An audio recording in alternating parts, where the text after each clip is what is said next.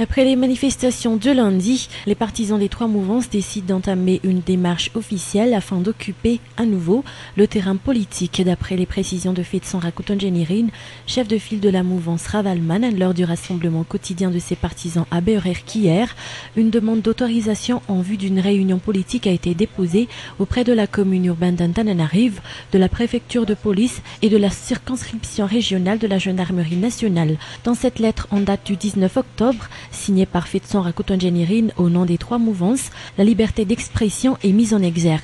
Interrogé à ce sujet, le commissaire Alexandre Rabéarsou, directeur de cabinet du président de la délégation spéciale de la commune urbaine d'Antananarive, a avancé que l'utilisation des sites appartenant à la commune est libre, mais est néanmoins soumise à certaines conditions, à savoir la disponibilité du site au moment demandé.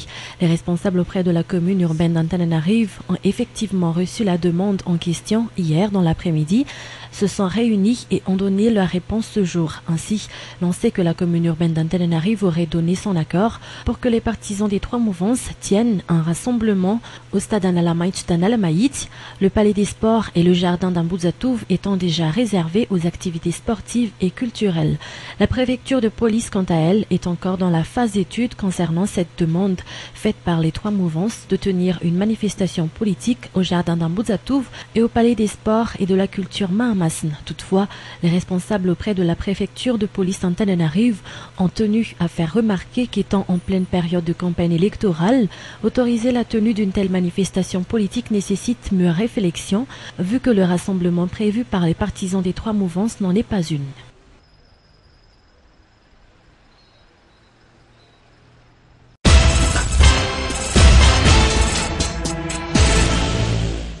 Une délégation de l'Organisation des Nations Unies conduite par le directeur de la division Afrique du département des affaires politiques, Joao Onwana, est dans le mur depuis dimanche pour suivre de près l'évolution de la situation politique à Madagascar. Cette délégation mène depuis mardi des consultations auprès des différentes tendances politiques malgaches, entre autres les membres de la mouvance Safi Albert, celle de Didier Ratirak, ou encore les sociétés civiles dans la coordination nationale des organisations de la société civile ou CNOSC. De ce fait, une forte délégation de l'ESCOPOL, dirigée par Elia Ravilmanantsu, a rencontré ses émissaires onusiens ce matin à l'hôtel Carlton à Nuus. Selon ce membre de l'espace de concertation des partis politiques, ces représentants de Ban Ki-moon sont là pour une mission d'évaluation de la situation politique à Madagascar. Alors en réalité, ils sont venus pour une réunion d'information, pour s'informer un tout petit peu du contexte et de l'évolution du processus malgacho-malgache qui, donc, depuis à peu près la situation de Woodbourne lors du passage de M. Simao, qui a été adopté par la communauté internationale aussi comme une voie possible de sortie de crise de Madagascar. Voilà. Donc on s'achemine vers une reconnaissance internationale, une reconnaissance du processus? C'est vraiment trop s'avancer de dire ça. Ils sont venus pour une réunion d'information, tout simplement parce que la toute dernière fois, c'est-à-dire un peu après le mois de juin, c'était vraiment un autre contexte. Il n'y avait pas l'ESCOPOL déjà. L'ESCOPOL qui a pu réunir autour d'une table le TGV et le TIM, c'est-à-dire quand même les bras armés des conflits majeurs qui se sont passés en 2009.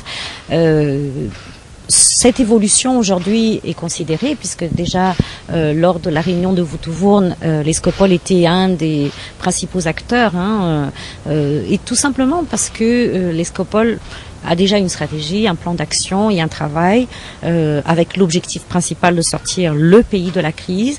Et cette stratégie ainsi que ce plan d'action, en fait, ce qui se passe aujourd'hui n'en est que la formulation.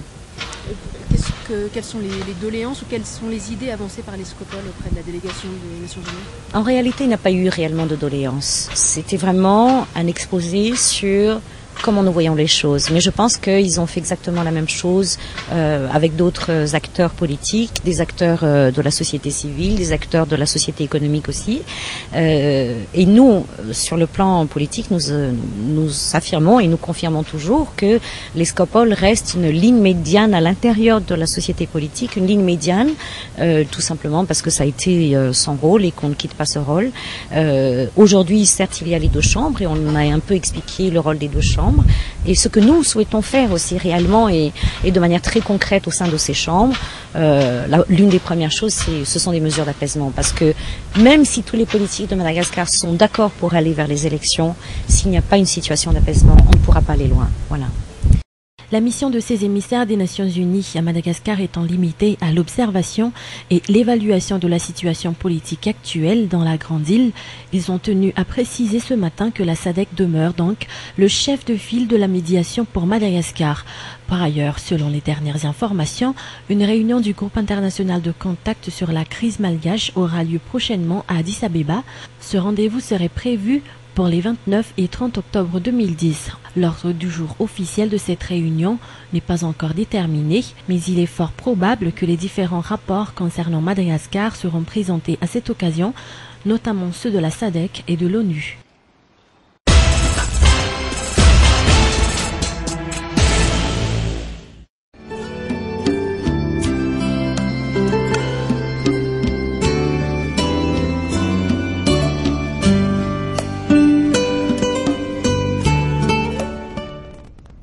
Et c'est parti pour quelques jours de vacances de rêve pour les lauréats aux examens du baccalauréat.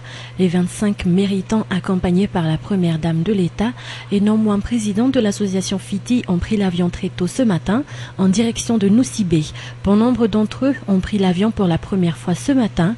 D'autres par contre n'ont jamais eu l'occasion de visiter d'autres régions à part leur région d'origine. L'association FITI a ainsi réalisé le rêve de ces jeunes.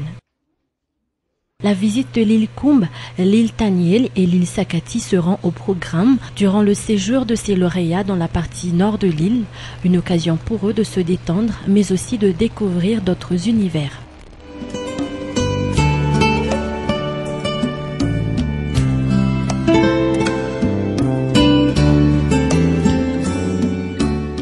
Dans la journée d'hier, ces lauréats en compagnie de la première dame Mial Radzoueln se sont rendus à Indasbe.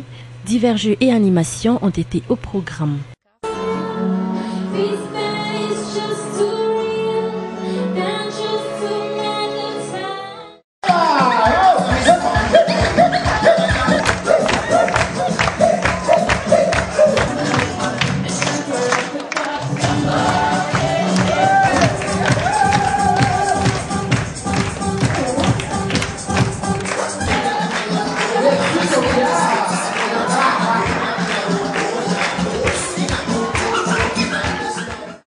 La présidente de l'association FITI a profité de la journée d'hier pour exprimer ses profondes reconnaissances envers les divers partenariats sans qui l'association FITI n'aurait pas pu organiser cette colonie de vacances destinée à récompenser les méritants du dernier examen du baccalauréat. «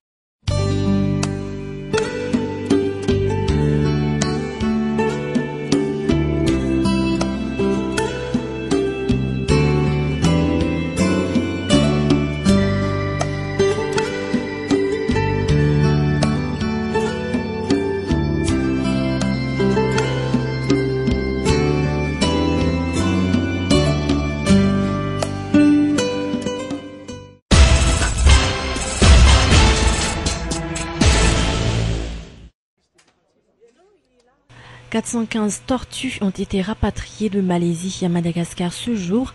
Ce lot de tortues a été appréhendé par les douaniers malaisiens au mois de juin dernier. Composé de 400 sukake, 11 kapils et 4 angunk, ils font partie des espèces de tortues menacées de disparition à Madagascar.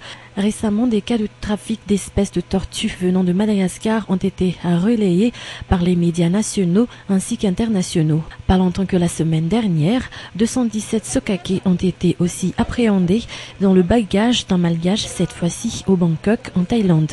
Selon les explications du ministre de l'Environnement, les malgaches impliqués dans ces affaires de trafic purgent actuellement leur peine dans les deux pays respectifs et vont être extradés dans la Grande Île pour être jugés jugées par la loi malgache. Le ministre a été clair, les mesures vont être renforcées du côté des aéroports pour pouvoir stopper ce trafic qui vise à déposséder le pays de ses richesses naturelles, et au ministre de s'interroger pourquoi les douaniers des autres pays ont appréhendé les malfaiteurs et non les nôtres. La saisie de ces espèces a été possible grâce à la collaboration de l'autorité malgache avec l'association non gouvernementale internationale, telle le Traffic Organisme International, qui se bat contre le trafic international d'espèces animales. Les 415 tortues vont être transférées à Tuliar d'ici quelques jours pour pouvoir suivre de près leur état de santé.